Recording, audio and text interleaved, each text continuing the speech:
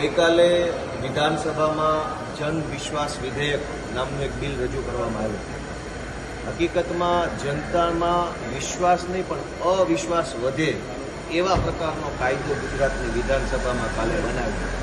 મેં એનો ભરપૂર વિરોધ કર્યો કે ગુજરાતની વિધાનસભામાં આવા કાયદા ન બનવા જોઈએ, પરંતુ બહુમતી છે ભાજપની એટલે એણે મન ફાવે એવા કાયદા બંધ. કાયદો એવો છે કે ગુજરાતના સહકારી વિભાગમાં એટલે કે સહકારી મંડળી, દૂધ મંડળી, ખાંડ મંડળી, મત્સ્યોદ્યોગ મંડળી, ખેતી મંડળી, અમૂલ સંઘ, સહકારી કોઈ પણ ક્ષેત્રમાં કોઈ માણસ ખોટા ડોક્યુમેન્ટ આધારે, ખોટી જાહેરાત આધારે, ખોટી સહી આધારે, ખોટા કોઈ પણ પ્રકારના પુરાવા આધારે એમાં સભાસદ બની જાય, ડિરેક્ટર બની જાય, ચેરમેન બની જાય તો એને હવે જેલની સજા નહીં કરવામાં આવે પણ 5,000 રૂપિયાના દંડની સજા કરવામાં આવશે.